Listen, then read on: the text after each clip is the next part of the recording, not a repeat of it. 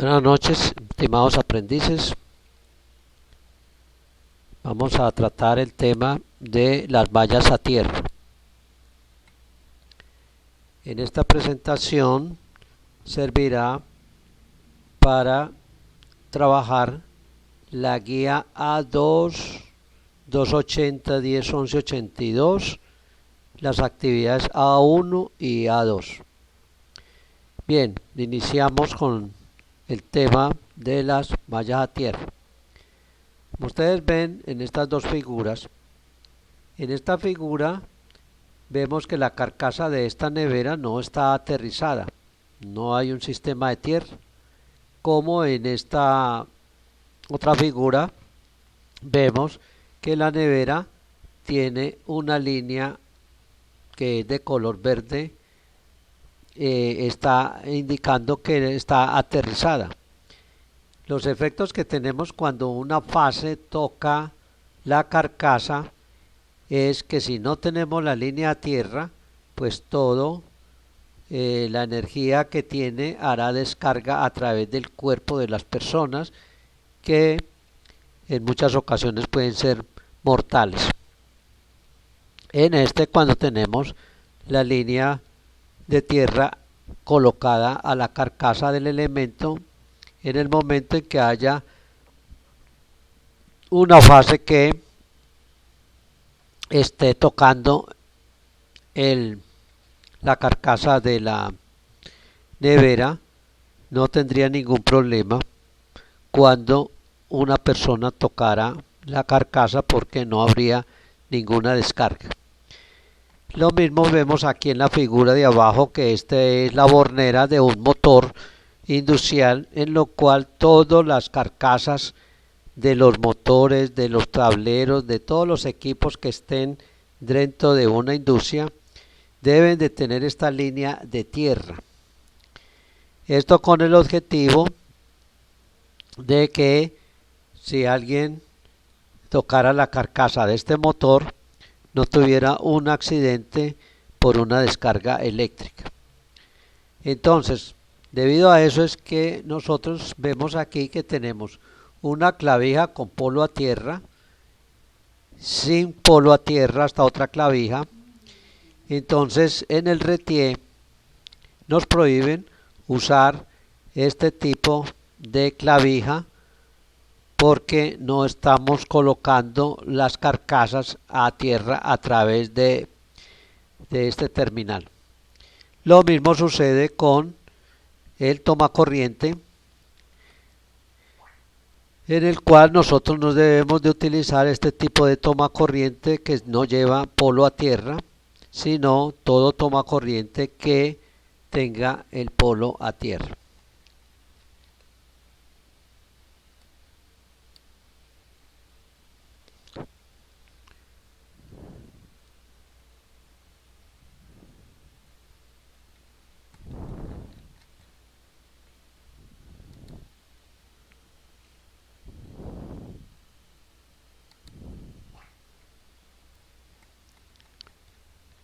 En esta otra figura nosotros vemos que tenemos aquí unos elementos, que es la forma en que se colocan con unos elementos que se usan en las instalaciones de malla a tierra.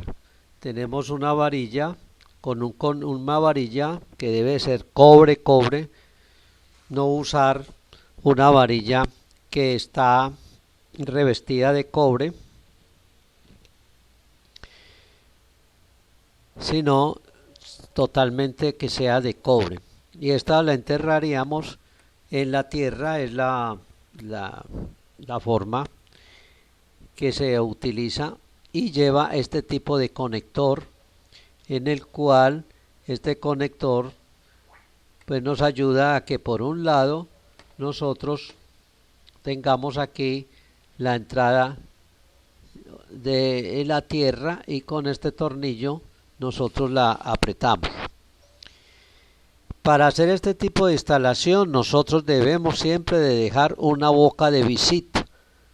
¿Por qué? Para poder anualmente tratar de llegarle nuevamente a la varilla para limpiarle este efecto que produce el cobre, el óxido de cobre, que se vuelve de este color verdoso, y entonces ese color verdoso que se hace alrededor de toda la varilla es un aislante que en micras de espesor aísla la varilla del conductor. Entonces esto simplemente, cuando le da este óxido de cobre que se produce por la humedad en la cual está la varilla, entonces nosotros podemos limpiarla entrando a la varilla y rociándole aunque sea Coca-Cola o una Bretaña y limpiándola con un cepillo. Además, tenemos aquí en esto la forma en que ya hacemos una malla de tierra para una subestación o para otros usos, como poner una sala de sistemas o para sistemas automáticos o para sistemas de comunicaciones y también para líneas de alta tensión. Entonces, pues habrá que hacer unas excavaciones. Las excavaciones generalmente tienen una profundidad de 80 centímetros a 1 metro, donde se regará el cable de cobre y donde también se instalarán las varillas de cobre que nosotros necesitamos para hacer la construcción. Entonces también tenemos otros elementos que son, como este caso que tenemos aquí, un elemento que se llama Fabigel, que nos asegura que echando Fabigel al terreno, como acá se ve que se le ha echado al terreno, pues mejora grandemente o mejora hasta un 30% el valor de la resistencia que mide la malla. También tenemos otros electrodos, como son los electrodos químicos.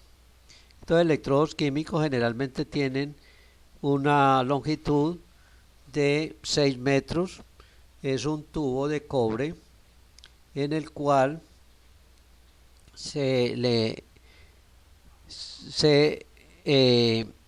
echa a través del tubo un gel biológico para que mejore la tierra, en caso de que estas varillas que colocamos pues sean insuficientes.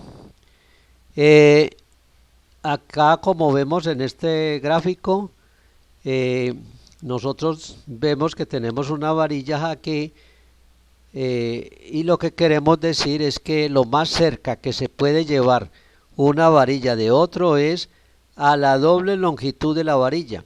Generalmente conocemos varillas de 3 metros, de 1,50, perdón, y pues hasta donde más podemos acercarlas es al doble de la longitud, o sea 3 metros.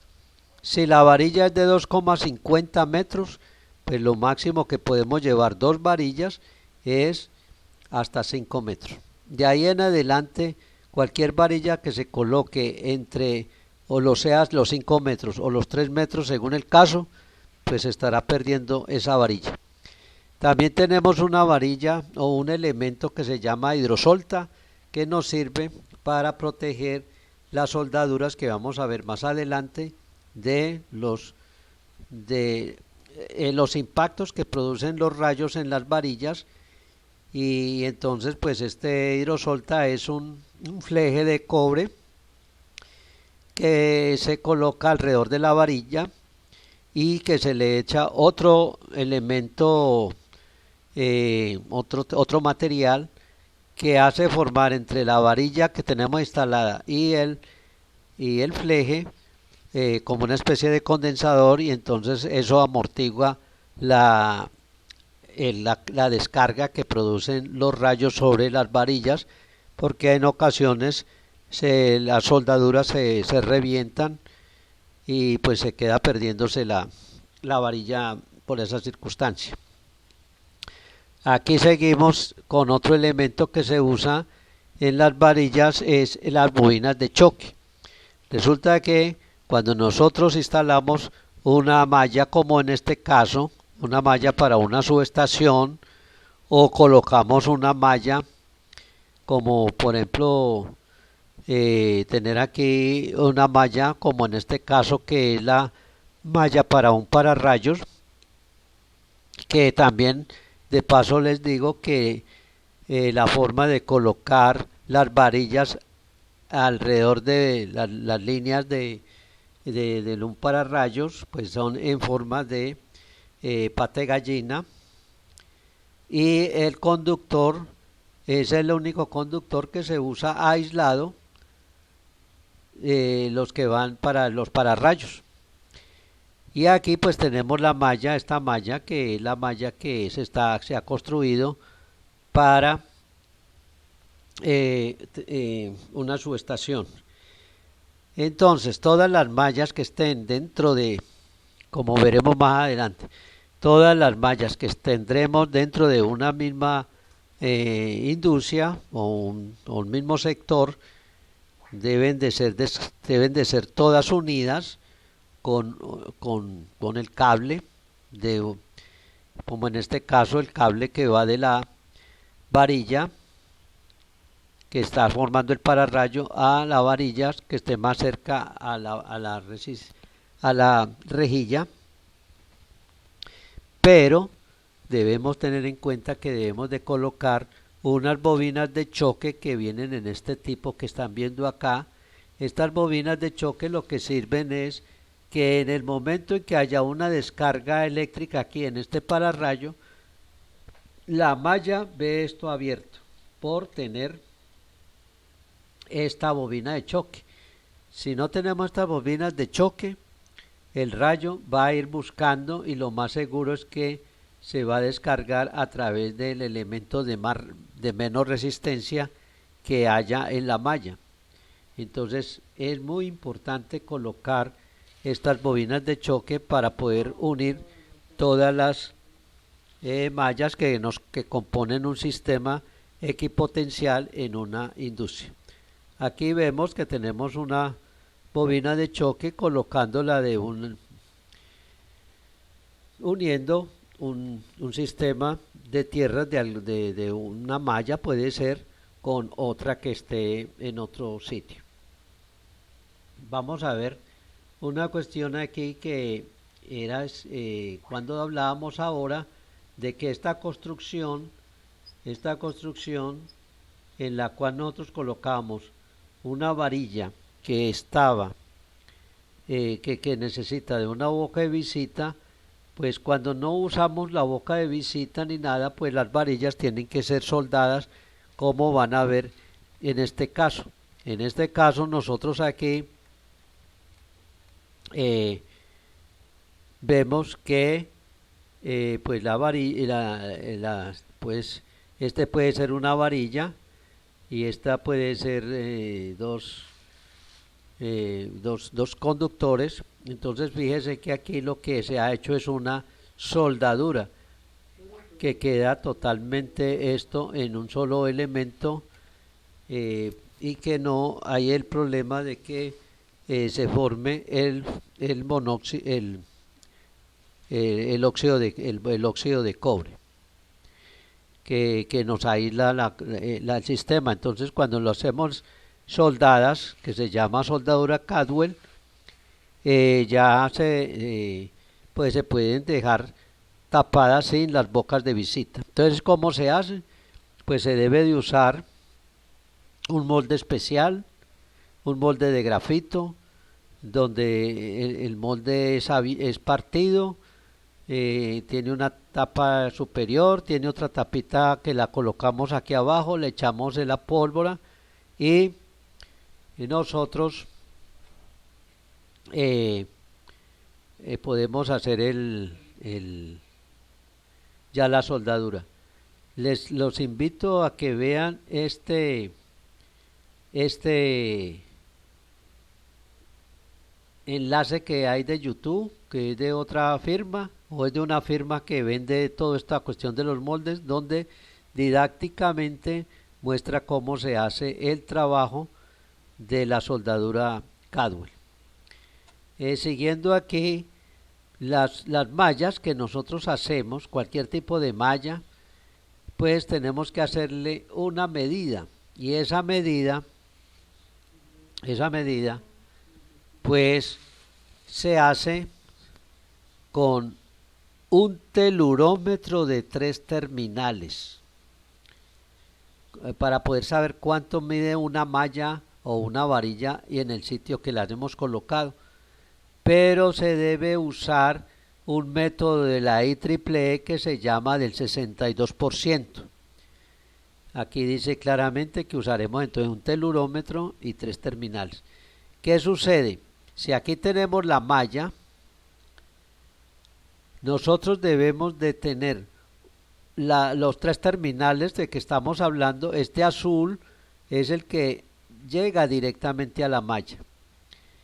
El rojo es el cable que va al extremo, que se da dependiendo de la diagonal de la malla.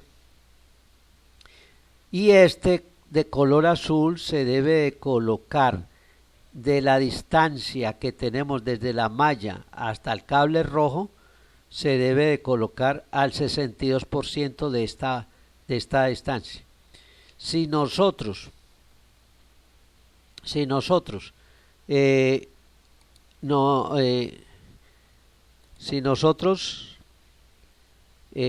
hacemos estas medidas, por ejemplo,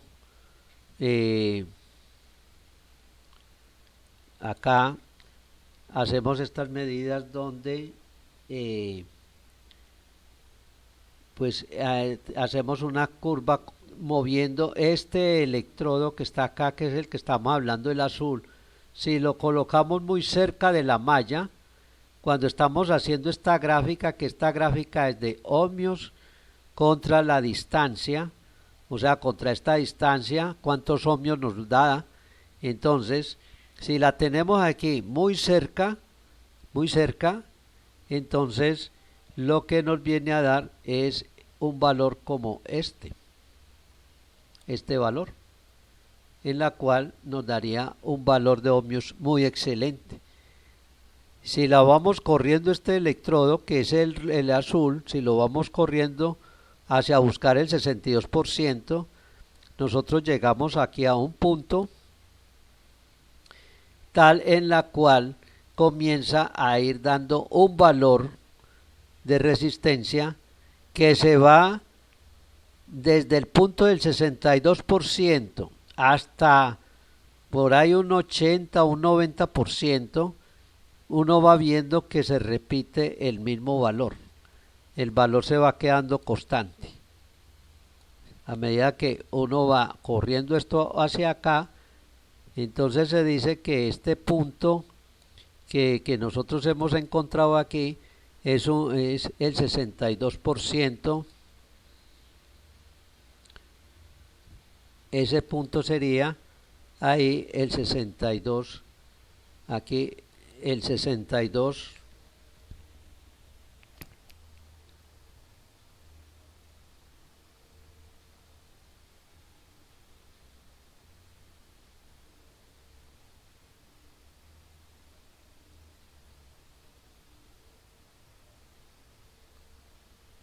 Sería ahí el 62% de la longitud total, donde la longitud total es esta que estamos hablando aquí. Entonces, pues ese, como es el valor que se ha estado repitiendo, en el 62% que comienza a aparecer hasta un 80%, y ese será el valor de la resistencia de la malla. Así es como nos lo pide que hagamos las medidas la IEEE con el método del 62%. Sigamos. Aquí ustedes pueden ver cómo aquí como un grupo de estudiantes hacen la medida de las mallas a tierra en ese enlace de YouTube. Ahora, ¿cómo hacemos el diseño de una malla eléctrica? Una malla, lo primero que tenemos que tener en cuenta es que nosotros cuando vamos a trabajar eh, para hacer la construcción de una malla, pues nosotros debemos de tener un área, las medidas de un área, y entonces allí debemos usar para conseguir la resistividad del terreno, que es dado en ohmios metro, como ven aquí, en ohmios metro, un telurómetro, pero de 4 terminales.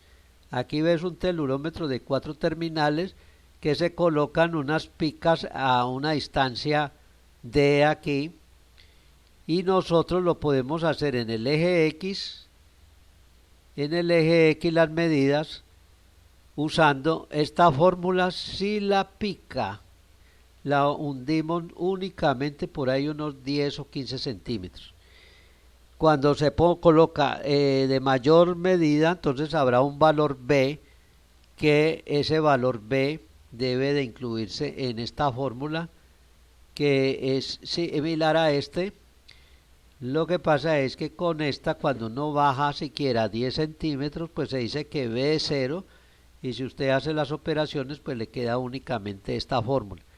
Esta fórmula dice que la resistividad del terreno será igual a 2pi por A. Bueno, en este caso colocamos A, pero la distancia se dice que es una distancia entre estos elementos, entre las varillas, ¿ya? La distancia entre las varillas. Entonces, en el campo nosotros lo que hacemos es tomar diferentes valores, en lo cual la distancia aquí en este caso sería unos 5 metros, o sea que aquí, de aquí a aquí hay unos 5, otro unos 5 y otro unos 5. Y aquí el telurómetro nos da estos ohmios, estos 130 ohmios. Nosotros en este columna, nosotros únicamente hemos hecho 2pi por la distancia, pues esta distancia que hemos colocado aquí de unos 5 entre las varillas, y las multiplicamos por este valor de los ohmios que nos ha dado el telurómetro, y de esa forma ya conseguimos el primer resultado. Después hacemos el segundo resultado, que es a 3 metros, hacemos la misma operación y así sucesivamente, después a 6, después a 9 y después a 12, y nosotros aquí sacaríamos, hacemos la suma, sacaríamos el promedio de toda esta suma, y aquí nos da 5181. Esa es la resistividad que hemos medido en este terreno. Ahora, con este valor de resistividad que da en ohmios metro, nosotros vemos aquí en esta tabla que para una cantidad de 5100, pues estamos hablando de 1500 a 10000, donde estamos diciendo que esa es un terreno muy difícil, es como rocoso, pues tiene una alta resistencia, es un problema de solución poco difícil. Pero cuando estas mismas operaciones nos logra dar una resistividad del terreno, vean acá que un terreno que sea pantanoso, mire que tiene menos de 30 ohmios, o sea que es muy fácil resolver una malla cuando nos está dando un terreno tan húmedo. En otras palabras, si nosotros queremos mejorar una tierra que nos dé menos ohmios, que es lo que buscamos, entonces pues si le echamos agua y tenemos forma de echarle agua, pues ya hemos ganado bastante. Bien, entonces ya con esos datos nosotros nos vamos a otro dato que necesitamos, que este dato nosotros lo encontramos en el libro de la IEEE, del Green Book, eh, en el cual ahí nos dan nos dan unas recomendaciones, pues ella tiene ya su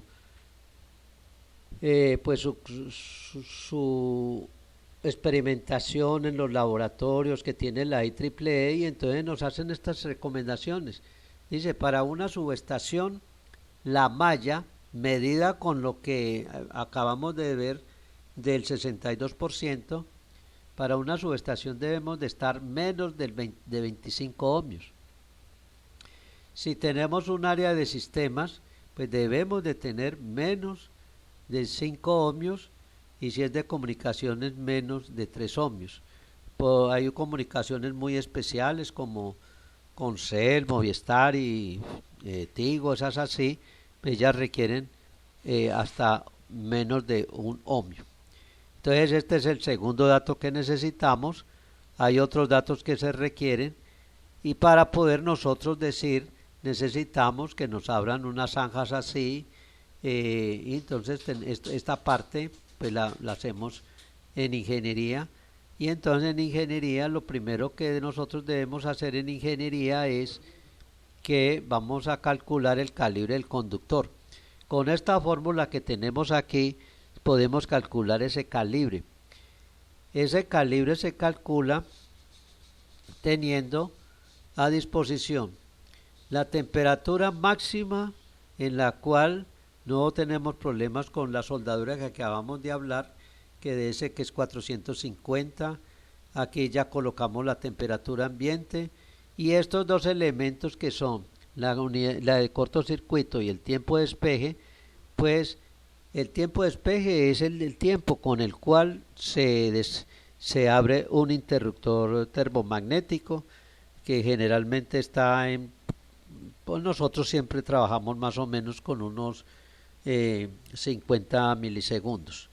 Las corrientes de cortocircuitos, pues eso son datos que tienen, son datos básicos de ingeniería. Por ejemplo, cualquier empresa que nos suministra energía nos da el dato básico de la corriente de cortocircuito en ese sitio, y estos generalmente son de valores de 5.000, 10.000, sube hasta 250.000. Entonces, cuando nosotros colocamos estos valores aquí, a nosotros nos da como resultado un valor MCM, que es el calibre del conductor. Entonces, el calibre de los conductores dados en MCM, pues se tienen que leer aquí donde dice, en estas tablas, que esa tabla es una tabla que está en todos los cables. El cable, por ejemplo, 1 MCM, pues equivale al número 20 del AWG, que esta es una norma. AWG es la norma de los americanos. AWG es American Wire Gauge, y la otra es 1000 circular 1000. Entonces, así como vemos aquí la tabla, un 6,5 MCM, pues es lo mismo que el calibre 12. Un calibre 66,37, pues es el MCM, es lo mismo que un calibre 2 AWG. Aquí también hay de 211.6, que es el calibre 4.0 americano, y de ahí ustedes observarán que los calibres aquí, 250 en MCM, es lo mismo que el 250 AWG, y esto sube como más o menos hasta 1500. Entonces, el calibre menos que nosotros instalaremos de una malla de tierra, pues será el número 2. En partes muy excepcionales el número 4, pero el mínimo es generalmente cobre desnudo 2, que el calibre de número 2 equivale a 66,37 MCM. Ya después de que tenemos nosotros calculado el calibre por esta forma, nosotros podemos ir haciendo un trabajo de cálculo usando esta fórmula, que también nos la entrega la IEEE, eh, son fórmulas empíricas en las cuales pues se dice que esta es la recomendada para nosotros poder hacer el cálculo eh, de una malla tierra. Si suponemos nosotros aquí cómo trabajar, aquí esta fórmula tiene que el cálculo de la malla será igual, este valor de ρ pues precisamente es el que es la resistividad del terreno, que es lo que nos tienen que dar las personas que están los que nos han hecho el trabajo de campo, de averiguar la resistividad del terreno donde va a ir la malla. Aquí tenemos, esta es el área que nos dan para poder hacer la malla, y aquí está precisamente la longitud de la malla. Si nosotros vamos a hacer una malla, pues tenemos que ir haciendo como unas interacciones, o sea, unos tanteos para poderla calcular, eh,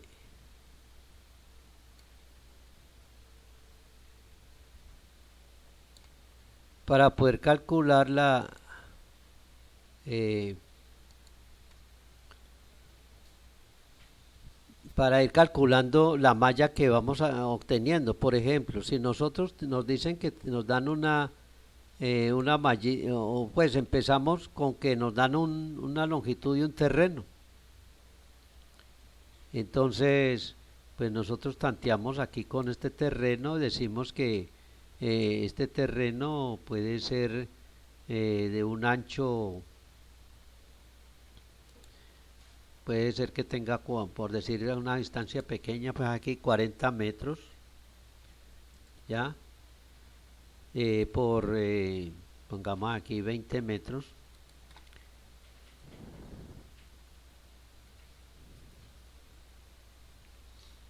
Entonces, cuando empezamos diciendo que vamos a colocar el cable que dijimos de este calibre, vamos a suponer que estamos trabajando con un calibre ya 4 ceros, por decir. Entonces ya tenemos que aquí alrededor de todo esto es la zanja que vamos a abrir alrededor del área que nos están pidiendo, y, y entonces pues aquí nosotros ya tendríamos el área, que el área aquí sería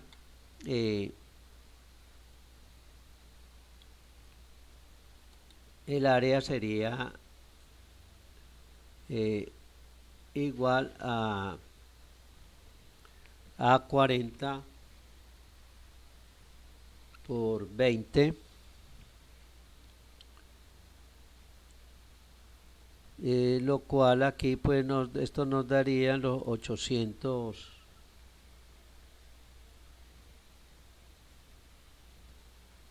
esto nos daría aquí 800 metros cuadrados, ¿ok?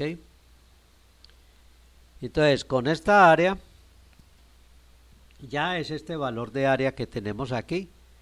Tenemos el ρ que también nos dieron allí, que dijimos pues que había como un ρ de 5000, ese de 5000, 115 me parece. Esto sería ohmios metros, sería ohmios metro.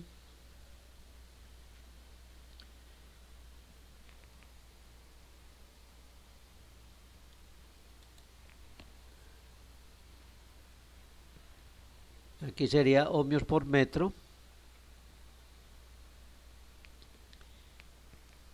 Y entonces esos son los valores de resistividad que aplicamos aquí. Entonces de aquí nosotros hacemos el tanteo de hacer cuánto, si tenemos un L, entonces ya comenzamos con L. Ya todos estos datos los aplicamos y colocamos aquí un valor de L. ¿Cuál va a ser el valor de L? Pues el valor de L,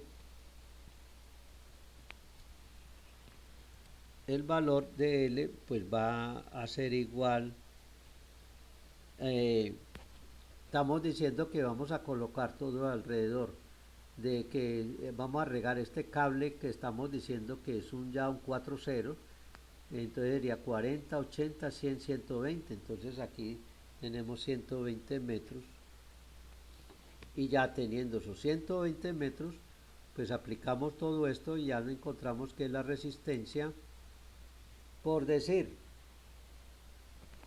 nosotros decimos aquí que estamos para una subestación que leímos que debía tener menos de 25 ohmios. Entonces, vamos a suponer que hicimos eso allí, entonces a nosotros nos dio, por decir, 150 ohmios. R igual a 150. Entonces eso nos dice, no, entonces debemos organizar más la retícula. Entonces ya decimos que aquí la retícula esta, pues nosotros aquí decimos, bueno, vamos a colocar aquí unas varillas en estos extremos, unas varillas de 2,50 cada una, aquí en los extremos del área que estamos buscando. Y vamos a suponer que nosotros decimos, bueno, aquí en la mitad vamos a colocar aquí vamos a agregar esto y aquí vamos a agregar estos otros. Vamos a hacer esto aquí. Entonces ahora ya tenemos una nueva longitud. Entonces aquí la longitud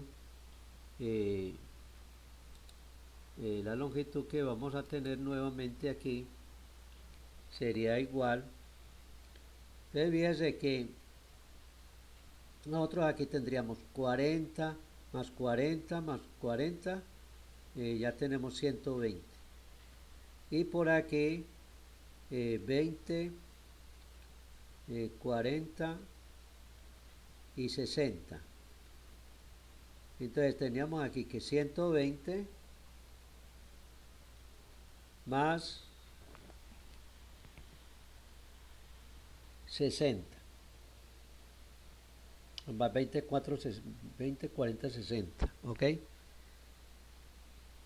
Entonces esto nos está dando 180. Perdón, falta todavía un algo más. Y nosotros le hemos colocado aquí estas 4 varillas y cada varilla mide 2,50. 4 varillas serían 10 metros. Entonces aquí faltan 10 metros que corresponden a las varillas. Entonces en total tendríamos 190 metros. Entonces, haciendo las operaciones con todos los datos que ya tenemos aquí, con una L ya nueva, una L que ya es 190, hacemos estas operaciones y vamos a suponer que R va a ser igual, vamos a decir que agregando eso nos da ya R por ahí 50.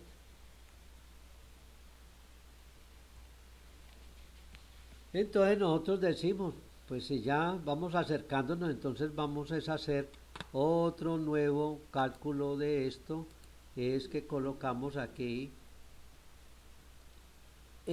aquí podíamos colocar hasta máximo, porque porque si esto tiene 20 metros, entonces quiere decir que aquí nosotros podemos colocar una nueva longitud, porque podríamos colocar 5 metros por aquí, y seríamos lo más que podíamos hacer de los cables. Y aquí otros 5 por aquí. Y aquí sí tenemos otra condición de que aquí nos da 20 metros por aquí y otros 20 por aquí. Entonces estas son las retículas que estamos haciendo. Y volvemos y repetimos esto hasta que nos debe de dar el valor en algún momento de que la resistencia hasta llegar al valor de R, de que R pues sea, pues que debe ser menor a los 25 ohmios. Y entonces de esa manera, pues eso es lo que estoy explicando, es que eh, haciendo retícula por retícula hasta que nosotros vamos llegando de esa manera interactivamente hasta llegar al valor de los 25 ohmios. Y entonces uno puede mandar a construir ya la malla con estos datos. Muy posiblemente hay ocasiones en que estos cálculos quedan por encima y entonces nosotros ya podemos decir la malla que ha quedado con el valor medido con el 62%. Si en el campo tenemos problemas, pues aquí hay unas formas de que aquí podemos llegar a agregar más, que ya eso es un problema muy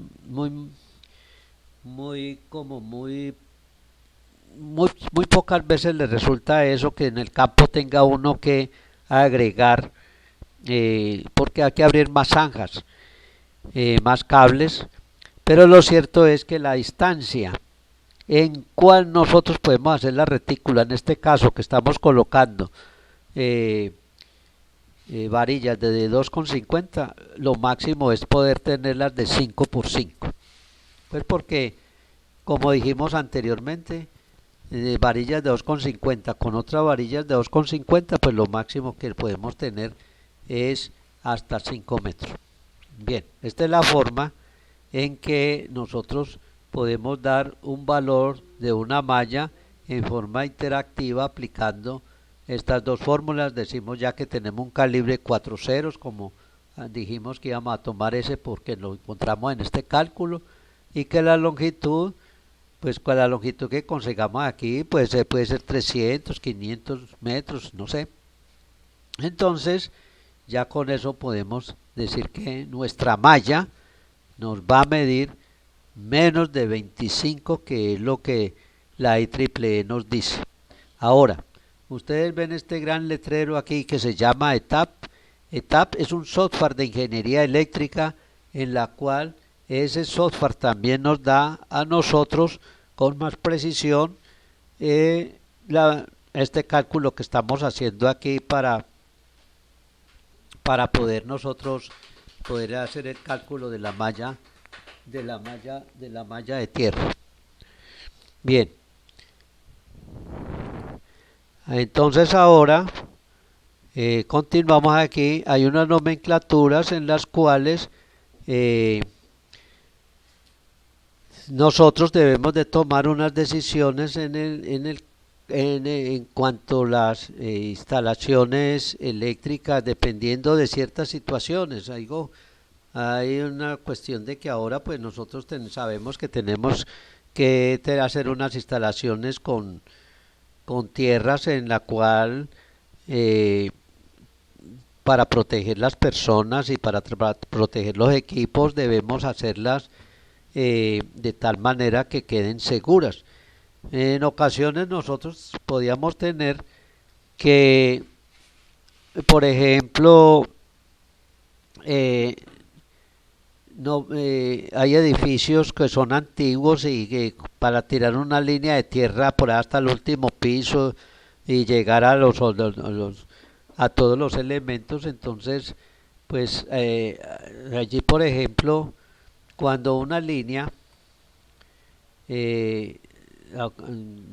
por esta nomenclatura que está acá, voy a pasar mejor a la cuestión práctica para después explicarles esta.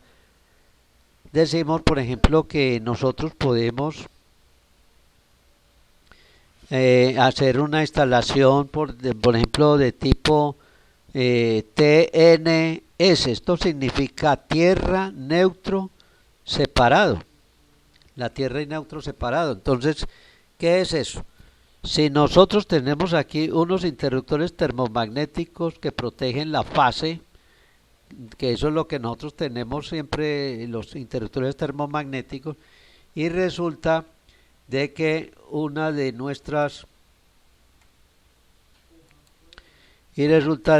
una fase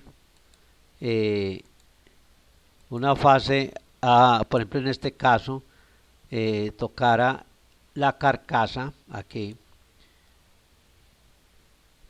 pues aquí cuando esta corriente que viene por acá toca la carcasa y la carcasa nosotros la hemos, la hemos colocado aquí con una tierra, pero esa tierra está conectada es al neutro, al neutro que está también, ese neutro está aterrizado, pues el que salta de ese salta es el breaker y no, pues hasta que no se resuelva la situación el breaker no se deja entrar. Entonces, ¿qué es lo que significa entonces esto?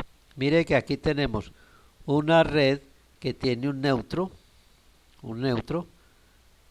y como no tengo forma de poner un neutro por ahí así especial, pues si tengo la subestación muy cerca, yo puedo traer otra línea que me va a hacer tierra, pero está conectada aquí al neutro, y aquí ese neutro es el que nosotros lo colocamos una varilla de tierra para nosotros poder referenciar este neutro, y de esta manera actúa el el breaker. Tenemos muchas situaciones, tenemos esta, por ejemplo, esta es una situación que es la más especial, en la cual tenemos la tierra, este primero que está aquí, esta primera que dice aquí, esta T, la primera T, nos está indicando es que el neutro de la subestación está aterrizado. Eso significa esta primera T. Y la otra T, voy a ponerla así de otro colorcito. Y la otra T, la otra T es la de la carcasa. Entonces está diciendo que esta carcasa está también aterrizada aquí. Y en la subestación, pues que está aterrizado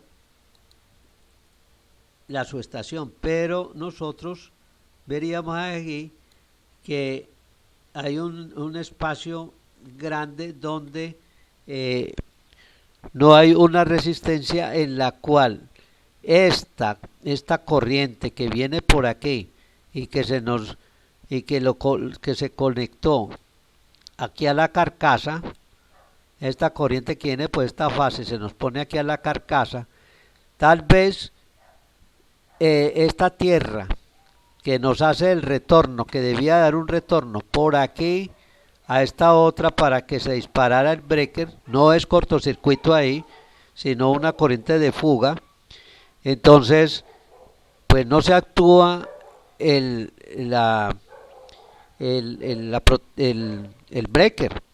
Entonces, en estos casos se requiere que coloquemos un diferencial. En estos casos de tierra en la subestación y tierra en los elementos, pues hay que colocar un diferencial. Ese sería el caso del TT. Hay otro caso aquí también que se dice tierra neutro, conectado o separado. Hay otro tierra neutro, o sea, tierra acá y el neutro conectado a la. Entonces fíjense que la gran mayoría nos sirve a nosotros tener únicamente el sistema protegido con el interruptor termomagnético, a excepción del TT, que es el que requiere del diferencial, de un relé diferencial que se coloca en la línea. Eso es lo que se está explicando en esta parte.